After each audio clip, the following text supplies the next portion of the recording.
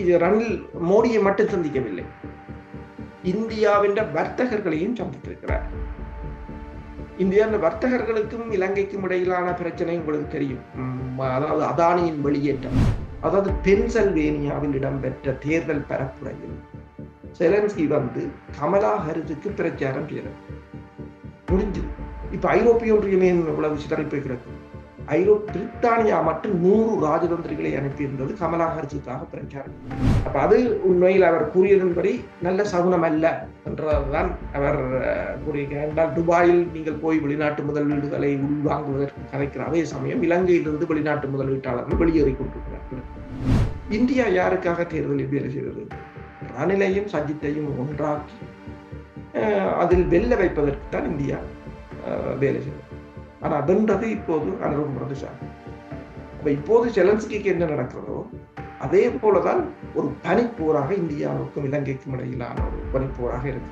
அப்ப ரணிலின் இந்த பயணம், இந்திய தூதுவர் அடிக்கடி மஹிந்தா குடும்பத்தை சந்திப்பது, அமெரிக்க தூதுவர் தற்போது மஹிந்தா இந்த கட்சியை நோக்கி ஓடியது, எல்லாம் இந்த அரசுக்கு மறைமுகமான ஒரு அழுத்தங்களாக இருக்கு. நகர்த்தப்படும் காய்கள், திரைமறைவில் நடக்கும் ரகசிய பேரங்கள், உலகத் தமிழர் அறிந்தேயாக வேண்டிய உண்மைகளை தேடி ஒரு உடறுப்பு.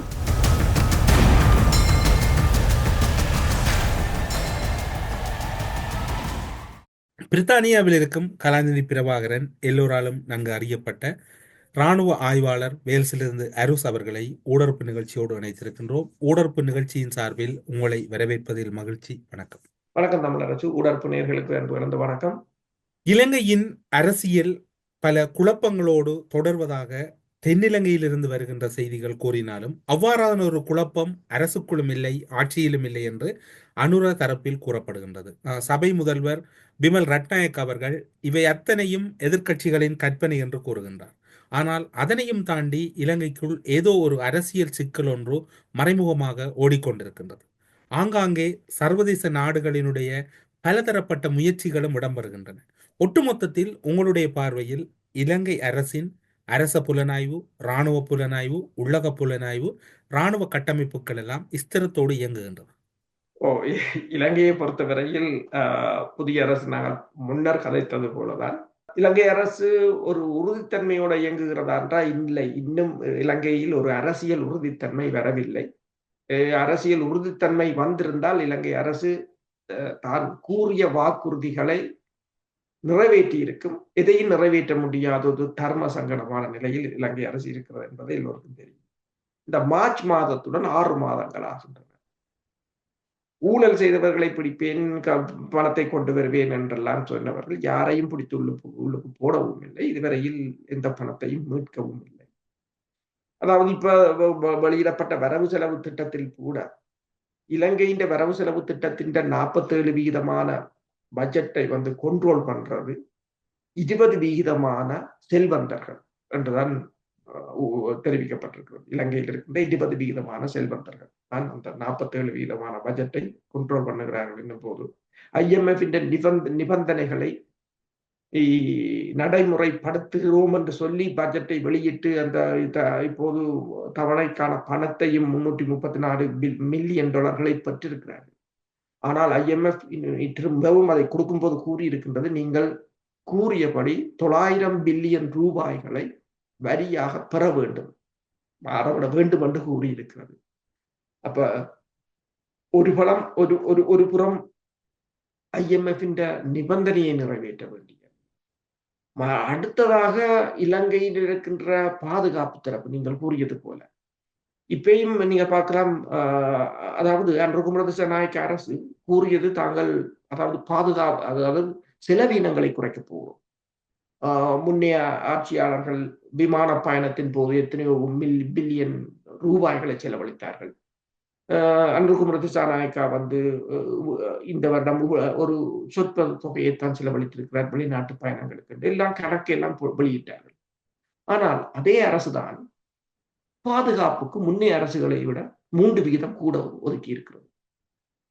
அப்ப அதுல இருந்து ஒன்று தெரிகிறது, அரசுக்கு பாதுகாப்பு மிக மிக முக்கியமாக இருக்கிறது.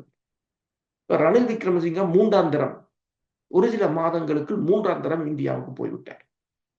எந்த பதவியிலும் இல்லை. ஆனால் அரசு தலைவருக்கான ஒரு மரியாதையாக இந்தியா அவரை அடிக்கடி அழைக்கின்றது. அடிக்கடி அழைக்கிறதுக்கு மட்டுமல்லாது இப்ப இந்த தடவை அவர் சென்ற சமயம் இந்தியாவின் இந்திய பிரதமர் அவருக்கு ஒரு மிகப்பெரிய ஒரு பாராட்டையும் தெரிவித்திருக்கிறார் தனது ட்விட்டர் தளத்தில். அதாவது அவர் சொல்லியிருக்கிறார், I have always look forward to our interaction and have admired his perspective on various issues என்று அவர் அதுல என்ன கூறுகிறார் என்று சொன்னால், மை ஃப்ரெண்ட் ரணில் விக்ரமசிங்க என்றுதான் கூறியிருக்கிறார். இது ரணில் மோடியை மட்டும் சந்திக்கவில்லை, இந்தியாவின் வர்த்தகர்களையும் சந்தித்திருக்கிறார். இந்தியாவின் வர்த்தகர்களுக்கும் இலங்கைக்கும் இடையிலான பிரச்சனை உங்களுக்கு தெரியும். அதாவது அதானியின் வெளியேற்றம், இந்திய வர்த்தக துறைக்கும் இலங்கைக்கான பிரச்சனை உச்சம் பெற்றிருக்கின்றது. அப்ப சஜித் பிரேமதாசா ஒன்றை கூறியிருந்தார் நாடாளுமன்றத்தில், வெளிநாட்டு முதலீடுகளை கொண்டு வரப்போவதாக கூறுகிறார். ஆனால் வெளிநாட்டு முதலீட்டாளர்கள் இலங்கையிலிருந்து வெளியேறிக் கொண்டிருக்கிறார்கள் என்று சொல்லி, அப்ப வெளியேறிக் கொண்டிருக்கிறார்கள் என்று அவரை யாரை கூறுகிறார்? அதானி குழுமத்தை தான் கூறியிருக்கிறார், வெளியேறிக் கொண்டிருக்கிறார்கள். அப்ப அது உண்மையில் அவர் கூறியதன்படி நல்ல சகுனம் அல்ல என்றதுதான் அவர் கூறியிருக்கிறார். என்றால் துபாயில் நீங்கள் போய் வெளிநாட்டு முதலீடுகளை உள்வாங்குவதற்கு கதைக்கிற அதே சமயம் இலங்கையிலிருந்து வெளிநாட்டு முதலீட்டாளர்கள் வெளியேறிக் கொண்டிருக்கிறார்கள். அதே முதலீட்டாளர்களை ரணில் சந்தித்துக் கொண்டிருக்கிறார். அப்ப ரணிலின் இந்த பயணம், இந்திய தூதுவர் அடிக்கடி மஹிந்தா குடும்பத்தை சந்திப்பது, அமெரிக்க தூதுவர் தற்போது மஹிந்தா இந்த கட்சியை நோக்கி ஓடியது, எல்லாம் இந்த அரசுக்கு மறைமுகமான ஒரு அழுத்தங்களாக இருக்கு. சில காரியங்களை செய்ய முடியாத ஒரு நிலையில் இந்த அரசு இருக்கின்றது. என்னென்று சொன்னால் உங்களுக்கு ஒன்று தெரியும், இந்த அரசு சில விடயங்களை விசாரணை என்று கொண்டு வந்தால் அதில் US8 மாட்டும், இந்தியாவும் மாட்டும், பல பிரச்சனைகள் இருக்கின்றது இந்த பூகோள அரசியல். ஏதோ அதாவது நாங்கள் மீண்டும் மீண்டும் கதைக்கிறது போல வெளியில் இருந்து கதைக்கிறதுக்கும் அந்த பதவிக்கு வந்த பிற்பாடு அரசியல் என்பதற்கு பலத்த வேறுபாடு இருக்கிறது. அதனைத்தான் பார்க்கக்கூடியதாக இருக்கின்றது. நீங்கள் இப்போது குறிப்பிட்டீர்கள், பாதுகாப்புக்கான நிதி வழமைக்கு மாறாக அதிக அளவில் ஒதுக்கப்பட்டிருக்கிறது. இவ்வாட்சியில் பல விடயங்களில் குறைப்புகள் செய்வதாக கூறினாலும் பாதுகாப்பு நிதி குறைக்கப்படவில்லை என்று. ஆனால் அனுர தரப்பில் கூறப்படுகின்றது, இப்போது அரசியல் பிரமுகர்களுக்கான பாதுகாப்புகள் கூட பல விலக்கப்பட்டிருக்கின்றன. எங்களுடைய நாடாளுமன்ற உறுப்பினர்கள் கூட பாதுகாப்பை பெறவில்லை, அவர்களும் பெறாமல் சாதாரணமாகவே இருக்கின்றார்கள். அப்படி இருக்கின்ற போது இந்த பாதுகாப்பு நிதியினுடைய அதிகரிப்பு எதனால் ஏற்பட்டது? என்னென்று சொன்னால், ஒன்று அவர்கள் கூறுகிறார்கள், படையினருக்கான சம்பளம் கிட்டத்தட்ட 27% 33% அதிகரித்திருக்கின்றது. 27% தொடக்கம் 33% அதிகரித்திருக்கு. அதொன்று. ஆனால் சம்பளம் அதிகரிக்கிறது பிரச்சனை இல்லை, ஓகே. ஆனால் உங்களுக்கு ஏன் அவ்வளவு படையினர் தேவை என்ற ஒரு கேள்வி எழுகின்றது. பிரித்தானியாவின் படையினர் இராணுவம் 72,000 பேர். பிரித்தானியாவின் இராணுவம் 72,000 பேர். ஆனால் இலங்கை இப்போது வெளிநாடுகள் சொல்லியிருக்கின்றது, உங்களுடைய இராணுவத்தை 1,00,000 குறையுங்கள் என்று. ஆனால் இன்னும் குறைத்த பாடில்லை. வான்படையை குறைத்த பாடில்லை. இப்போதும் யாழ்ப்பாணத்திற்குள்ள வான்படைக்கு ஆட்களை சேர்ப்பதற்கு விளம்பரப்படுத்துகிறார்கள். இப்ப இலங்கை அரசு இப்ப இந்த ஒதுக்கப்பட்ட நிதியிலும் பார்த்தீர்கள் 3% தான் இராணுவத்துக்கு அதிகரித்திருக்கிறது. கடற்படைக்கு தான் 12% அதிகரித்திருக்கிறார்கள். வான்படைக்கு 4% அதிகரித்து, ஏதோ ஒரு விதத்தில் கடற்படையைத்தான் அவர்கள் கூடுதலாக பலப்படுத்த போறாங்க. இலங்கை தீவு கடலால் தான் இலங்கைக்கு ஏதாவது ஒரு ஆபத்து வந்தாலும் வரலாம் என்றது, அல்லது கடல் பகுதியால் தான் ஊடுருவலாம் என்றது ஒரு பிரச்சனையாகத்தான் இருக்கும். அப்ப கடற்படையை பலப்படுத்த வேண்டிய ஒரு நிலை இருக்கின்றது. இப்ப கடலுக்குள்ளால் ஊடுருவதுன்றது இப்ப நீங்க பாருங்கள், இந்திய மீனவர்கள் மீதும் இலங்கை ஒரு கொஞ்சம் இலங்கை கடற்படையினர் கடும் போக்காக இருக்கிறார்கள் என்று சொன்னால், இப்போது அவர்கள் இந்த கடல் பாதுகாப்பை, இந்திய மீனவர்களை பிடிக்க வேண்டும் என்றில்லை, கடல் பாதுகாப்பில் அதிக கவனம் செலுத்த வேண்டும் என்ற ஒரு நிலை இந்த இலங்கைக்கு ஏற்பட்டிருக்கிறது.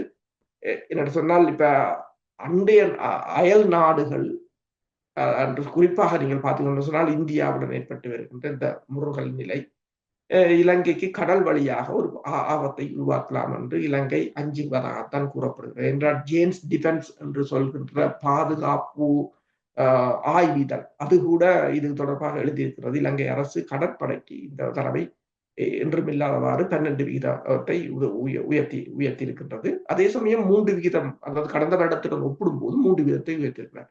இப்ப நீங்கள் படை குறைப்பை நிதியை மிச்சப்படுத்த போகிற என்ற நீங்கள் படையினரை இவ்வளவு தூரத்துக்கு வைத்திருக்கிறீர்கள் என்ற ஒரு கேள்வி எழுதுகிறேன். இப்ப உதாரணமா பாருங்கள், இப்ப அமெரிக்காவுக்கும் இப்போது நேட்டோவுக்குள்ள வந்த விரிசலுக்கு காரணம் இந்த படையினர் எண்ணிக்கையும் பாதுகாப்பு செலவினம் தான். இப்ப அமெரிக்கா ஏன் முரண்டு பிடித்துக் கொண்டு நிற்கிறது என்று சொன்னா, நேட்டோவில இருக்கிற நாடுகள்ல அமெரிக்கா கிட்டத்தட்ட $860 பில்லியன் ஒதுக்குகிறது. பிரித்தானியா 65 பில்லியன், ஜெர்மன் தான் 68, பிரான்ஸை பார்த்தீங்கன்னா 56 பில்லியன்.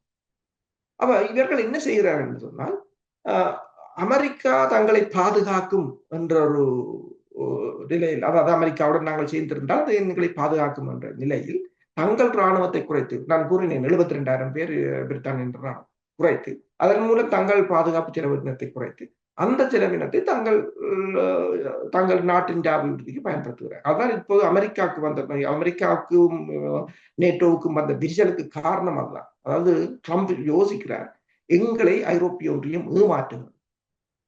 சரி, இது நான் ஏன் இந்த உதாரணமா சொன்னேன், இலங்கையை பாருங்க.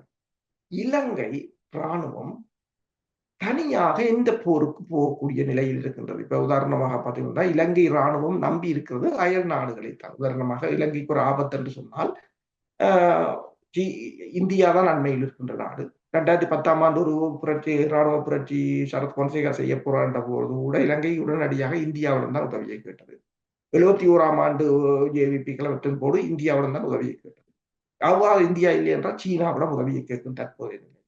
இல்லை என்று சொன்னால் அமெரிக்காவிடம் கேட்கும். 2004ஆம் ஆண்டு ஆழிப்பேரலை இடம்பெற்ற போது அமெரிக்காவின் கடற்படை கப்பல்கள் தான் மிக விரைவாக திருவோணமலைக்கு வந்து சேர்ந்தன. அப்போ நாங்கள் யோசிச்சது என்ன, ஆழிப்பேரலை என்று என்னும் போது அனர்த்தம், உதவி கப்பல்கள் எல்லாம் வர வேண்டும், ஏன் படைத்துறை கப்பல்கள் வருகின்றன என்று கேட்ட போது, அப்போது விடுதலை புலிகள் இருந்தவர்கள் ஆழிப்பேரலையால் இலங்கையின் கடற்படைக்கு பாதுகாப்பு சேதம் ஏற்பட்டால் இலங்கை மீது அந்த சந்தர்ப்பத்தை பயன்படுத்தி விடுதலை புலிகள் தாக்கினாலும் என்ற ஒரு பாதுகாப்பு. அப்ப நீங்க பாருங்கள், வேறு நாடுகளின் ஆதரவில் தான் இலங்கை தாங்கி நிற்கும்.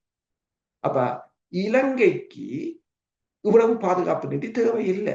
அவர் குறைக்க வேண்டும் என்று சொன்னால் குறைக்கலாம். ஆனால் பிரச்சனை என்று சொன்னால் இலங்கை அரசு அதனை மேலும் அதிகரித்து வைத்திருப்பதற்கான காரணம் என்னென்று சொன்னால், உள்ளூர்ல உள்ள பிரச்சனைகளை இலங்கை கட்டுப்படுத்த வேண்டிய ஒரு நிலை இருக்கின்றது. உதாரணமாக பார்க்கலாம், குரங்கு பாஞ்சு கரங்கம் போனது என்று சொல்லலாம். இப்ப பெட்ரோல் பிரச்சனை என்று சிஸ்டம் ஏற்கனவே இந்த பல வருடங்களாக ஆட்சியில் இருந்தவர்கள் இந்த சிஸ்டம் தான் இருக்கின்றது. ஆட்சி மட்டும்தான் மாறி இருக்கின்றது. அந்த சிஸ்டத்தை எந்த நேரமும் யாரும் இலகுவாக ஹய பண்ணலாம். அந்த ஒரு அச்சம்தான் இந்த பாதுகாப்பு செலவினத்தை இலங்கை அரசு தொடர்ந்து இந்த இவ்வளவு உயர்வான நிலைக்கு வைத்திருப்பதற்கான காரணம். நீங்கள் இப்போது குறிப்பிட்டீர்கள், ரணில் விக்ரமசிங்க தொடர்பில் குறிப்பிட்டீர்கள். ரணில் விக்ரமசிங்கே இந்தியாவில் இருக்கின்ற போதுதான் இலங்கையில் பெட்ரோல் குறைபாடு இருப்பதாகவும் பெட்ரோல் கையிருப்பு என்பது குறைவதாகவும் ஒரு தகவல் மக்கள் மீண்டும் வரிசைக்கு சென்ற ஒரு சூழ்நிலை நேற்று முன்தினம் எல்லாம் இடம்பெற்றிருந்தது. ரணில் விக்ரமசிங்கே நீங்கள் குறிப்பிட்டது போன்று குறுகிய கால பகுதியில் 3 விஜயங்களை மேற்கொண்டிருந்தார். தான் ஜனாதிபதியாக இருந்த காலப்பகுதியில் கூட இப்படியான ஒரு விஜயத்தை மேற்கொள்ளவில்லை. இப்போது இலங்கையின் ஜனாதிபதி ரணில் விக்ரமசிங்கவா அனுரவா என்று உலக நாடுகளில் இருக்கக்கூடிய பல முக்கியஸ்தர்கள் குழம்புகின்ற விதத்தில் அவருடைய செயற்பாடு இருக்கின்றது. இன்று பிரித்தானியாவில் இருக்கின்றார், மறுநாள் பார்த்தால் இந்தியாவில் நிற்கின்றார், அதற்கு மறுநாள் பார்த்தால் பங்களாதேஷில் நிற்கின்றார், தொடர்ச்சியாக ஓடிக்கொண்டிருக்கின்றார். இந்த ஓட்டத்தினுடைய அர்த்தம் உங்களால் எப்படி பார்க்கப்படுகிறது? என்னென்று சொன்னால், இப்ப இந்த அரசும் நீங்கள் பார்க்கலாம், ஊழல் குற்றச்சாட்டுக்கள் என்று கூறினாலும் சில மஹிந்த ராஜபக்ஷ மீதோ அவரின் மகன் மீதோ அல்லது வேறு அதிகாரிகள் மீதோ பெருமளவில் கை வைப்பதற்கு பயப்படுகின்றது. என்னென்று சொன்னால், அவர்களும் அரசியலில் அவர்கள் என்ன செய்கிறார்கள் என்று சொன்னால், தற்போதைய நிலையில் இந்த அரசுக்கு எதிராக, ஏதாவது ஒரு அழுத்தத்தை கொடுக்க வேண்டிய நிலையில், ஏனென்று சொன்னால் இப்ப இது சாதாரண மனிதர்களுடைய இயல்பு. அவர்களை சுற்றி வளைத்து அடிக்கும் போது எந்த ஒருவரும் தாங்கள் தப்பி பிழைப்பதற்குத்தான் யோசிப்பார்கள். உதாரணமா பாருங்கள், 2022ஆம் ஆண்டு ஜூலி சங் தான் ஆட்சியை மாற்றியதன் முக்கிய காரணம், US8 இந்த உதவியோட. ஆனால் அதே ஜூலி சங்கை 2025ஆம் ஆண்டு மஹிந்தாட்ட கட்சி ஆபீஸை நோக்கி தேடி ஓட வைத்து விட்டார்கள் அவர்கள். இதுதான் அந்த அரசியல். அரசியல் எப்போதும் அரசியல்ன்றது ஒரு நாளும் நிற்காது, அது ஓடிக்கொண்டிருக்கு, எங்களுக்காக ஒரு நாள் நிற்காது. அதில் நீங்கள் அந்த ஓட்டத்தில் பயணித்தாலே தவிர அது ஓடிக்கொண்டிருக்கு. அது அதே போலதான் அன்று ஜூலி சங்கை ஆட்சியை மாற்றி ஜூலி சங்கை இன்று மஹிந்தாட்ட கட்சி அலுவலகத்தை நோக்கி ஓட வேண்டிய ஒரு நிலை ஏற்பட்டது. அவ்வாறான அழுத்தங்களை அவர்கள் கொடுத்துக் கொண்டிருக்கிறார்கள். அதாவது விசாரணைக்கு அமைச்சர் அமைப்பேன், US8 யாருக்கு காசு கொடுத்தது, எவ்வாறு ஆட்சியை மாற்றினாங்க, அது அமெரிக்காவுக்கு ஒரு மிகப்பெரிய ஒரு பிரச்சனையாக வரும். அதே போலதான் இப்ப இந்தியாவும். அப்ப இந்தியாவை பொறுத்தவரையில் இப்ப அதானி குழுமத்தின் வெளியேற்றம் என்பது, சீனாவின் அமைச்சர்கள் அடிக்கடி வருவதும், இப்போது சீனாவின் அமைச்சர்கள் இலங்கையின் மீன்பிடித்துறை அளவுக்கு வந்து விட்டார்கள். அது ஏனென்றால் இந்தியா விட்ட பிள்ளை. அப்ப கிட்டத்தட்ட இலங்கை முழுவதற்கும் 7000 படகுகளை இப்போது வழங்கி இருக்கிறார்கள். அதே போல வடக்கு கிழக்குக்கும் வந்திருக்கிறார்கள். வடக்கு கிழக்கு மீனவர்களையும் சந்திச்சு கதைத்திருக்கிறார்கள். அது நல்ல விடயம். வடக்கு கிழக்கு மக்களை பொறுத்தவரையில் அவர்களுக்கு நன்மையை கொடுப்பதற்காக யாரும் வந்து கதைக்கும் போது அது ஏற்றுக்கொள்வதில் எந்தவித தவறும் இல்லை. மற்றது எங்களுக்கு யாரும் எதிரிகளும் இல்லை, நண்பர்களும் இல்லை என்ற ஒரு நிலைதான். அப்ப நீங்கள் கேட்டது போல ஏன் இந்த நிலை என்று சொன்னால், ரணில் விக்ரமசிங்காவாக இருக்கலாம். ரணில் விக்ரமசிங்கா இந்தியாவில் நிற்கும் போது இன்னொரு விடயம் உங்களுக்கு தெரியும், உள்ளூராட்சி தேர்தலில் வந்து SJPயும் UNPயும் இணைந்து போட்டியிடுவதற்கான முயற்சிகளையும் அவர்கள் மேற்கொள்கிறார். இதைத்தான் இந்தியா முதல் சொன்னது. நாடாளுமன்ற தேர்தலாக இருக்கலாம் அல்லது அரசு தலைவர் தேர்தலாக இருக்கலாம், நீங்கள் 2 பேரும் இணையுங்கள் என்றால் இந்தியாவுக்கு ஓரளவு தெரிந்து விட்டது தோற்கப் போகிறார்கள் என்று. அப்ப தக்க வைப்பதற்காகத்தான் இந்தியா அதனை கூறிவிட்டது. நீங்கள் ஒரு சிம்பிளா பாருங்கள், கடந்த வாரம் வெள்ளை மாளிகையின் ஓவல் அலுவலகத்தில் நடந்ததை பார்த்திருப்பீர்கள். ட்ரம்புக்கும் செலன்ஸ்கிக்கும் இடையில் இடம்பெற்ற வாக்குவாதம். அந்த வாக்குவாதத்தின் அடிப்படை காரணம் என்ன? அதை அமெரிக்காவின் துணை அதிபர் JD Vance வடிவாக கூறியிருந்தார். அதாவது பென்சில்வேனியாவில் இடம்பெற்ற தேர்தல் பரப்புரையில் செலன்ஸ்கி வந்து கமலா ஹாரிஸுக்கு பிரச்சாரம் செய்தார். முடிஞ்சது. இப்ப ஐரோப்பிய ஒன்றியமே இவ்வளவு சிதறிப்பை கிடக்குது. பிரித்தானியா மட்டும் 100 ராஜதந்திரிகளை அனுப்பியிருந்தது கமலா ஹாரிஸுக்காக பிரச்சாரம் செய்வது. பிரான்சும் அப்படித்தான். ஐரோப்பிய ஒன்றியம் வேலை செய்தது கமலா ஹாரிஸ், ட்ரம்புக்காக வேலை செய்தது ரஷ்யா மட்டும்தான். இப்ப அதே போலதான் இந்தியா யாருக்காக தேர்தலில் வேலை செய்தது? ரணிலையும் சஜித்தையும் ஒன்றாக்கி அதில் வெல்ல வைப்பதற்குத்தான் இந்தியா வேலை செய்தது. ஆனா வென்றது இப்போது அனுரகுமார திசாநாயக்கா. அப்ப இப்போது செலன்ஸ்கிக்கு என்ன நடக்கிறதோ அதே போலதான் ஒரு பனிப்போராக இந்தியாவுக்கும் இலங்கைக்கும் இடையிலான ஒரு பனிப்போராக இருக்கின்றது. அப்ப இந்தியா ஏதாவது ஒரு அழுத்தத்தை கொண்டு கொடுப்பதற்கான ஒரு முயற்சியாகத்தான் இந்த மஹிந்த ராஜபக்சவுடனான சந்திப்புகள், அவரின் மகனுடனான சந்திப்புகள், அல்லது ரணிலை அடிக்கடி அழைப்பதும் ரணிலை துதிபாடுவதுமாக இருக்கின்றது. ஒட்டுமொத்தத்தில் உங்களுடைய கருத்தை பார்த்தால் உக்ரைன் ஜனாதிபதிக்கு என்ன இடம்பெறுகின்றது என்பது வீடியோ காணொளிகள் மூலமாக வெளியாகி இருந்தது. இப்போது மோடி அவர்களுக்கு அனுரகுமார திசாநாயக்கவால் தினமும் ஓர் எச்சரிக்கை போன்ற ஒரு சூழ்நிலை இருப்பது போன்றல்லவா தென்படுகின்றது. உண்மைதான். அதாவது இந்த வருஷப்பிறப்பு, சித்திர வருஷப்பிறப்புக்கு முதல் நாள் 2 நாள் பயணமாக மோடி இலங்கை வரப்போவதாக கூறப்படுகின்றது. அதன் போது இந்த பாதுகாப்பு தொடர்பான விவாதங்களும் பேச்சுக்களும் இடம்பெறப்போவதாக கூறப்படுகின்றது. 2017ஆம் ஆண்டு மோடி வந்த போது பெருமளவான புலனாய்வுத்துறையினர் வந்ததாகவும் அவர்கள் திரும்பி செல்லவில்லை என்ற கருத்துக்களும் எழும்பியிருந்தன. இந்த தடவை அது எவ்வாறு நிகழப்போகிறது என்றதும் ஒரு மிக முக்கியமான ஒரு நிகழ்வாகத்தான் எல்லோரும் பார்த்து கொண்டிருக்கிறார்கள். சென்ற முறை வந்த புலனாய்வாளர்கள் திரும்பி விட்டார்கள் அல்லது அவர்கள் தொடர்பில் அவர்கள் எல்லாம் பழையவர்களாகிவிட்டவர்கள் என்பதனால் ஒரு புதிய புலனாய்வு அணியை மோடி தன்வசம் கொண்டு வந்து இலங்கைக்குள் நிறுத்திவிட்டு செல்ல போகின்றார். இலங்கைக்கு ஏராளமானவர்கள் ஊடுருவிவிட்டார்கள். இப்ப வடக்கில் கூட உங்களுக்கு தெரியும், விடுதலை புலிகள் இருந்த காலத்தில் கூட அவர்கள் கூறினார்கள், சில சில சந்தர்ப்பங்களில் அவர்களை கண்டறிவதற்கு மிக கடினமான காரியமாக இருந்தது. பெருமளவானவர்கள் புலனாய்வுத்துறையில், அதாவது காவல்துறை புலனாய்வுத்துறையில் இன்ஸ்பெக்டர் லெவலில் இருந்தவர்கள் பெருமளவானவர்கள் ஊடுருவி இருந்தார்கள். அவர்களை கண்டறிய முடியாத அளவுக்கு இருந்தார்கள். இவன் ஒரு டெய்லர் கடையில் கூட இருந்து கைது செய்ததாக கூறினார்கள். அந்த உங்களுக்கு தெரியும், விடுதலை புலிகளின் இறுக்கமான கட்டுப்பாடு எவ்வளவு, அவர்கள் வலையமைப்பு எவ்வளவு, அதனையும் தாண்டி வருவது என்பது எவ்வளவு கடினம். அவ்வாறு இருந்தா அப்ப இப்ப அவர்களுக்கு இலங்கையில் அது பெரிய பிரச்சனை இருக்காது. புலனாய்வாளர்களை வைத்திருப்பது அனுரகுமார திசாநாயக்காவுக்கும் அது தெரியும். இப்ப இலங்கையில் இருக்கின்ற, வடக்கில் இருக்கின்ற இந்திய தூதரகமே என்ன செய்கின்றது, துணை தூதரகமே என்னத்தை செய்கின்றது என்று எல்லோருக்கும் தெரியும். அது ஒரு உண்மையில் வடபகுதி மக்களை கேட்டால் அது ஒரு ரோவின் அலுவலகமாகத்தான் பார்ப்பாங்க. அங்கு இடம்பெறுகின்ற பல்கலைக்கழகமாக இருக்கலாம், வெவ்வேறு துறைகளாக இருக்கலாம், எல்லாவற்றின் மீதும் அழுத்தங்களை போடுவதும் எல்லா நிகழ்வுக்கும் உரிய காரணகர்த்தாவாக அதுதான் இருக்கிறது.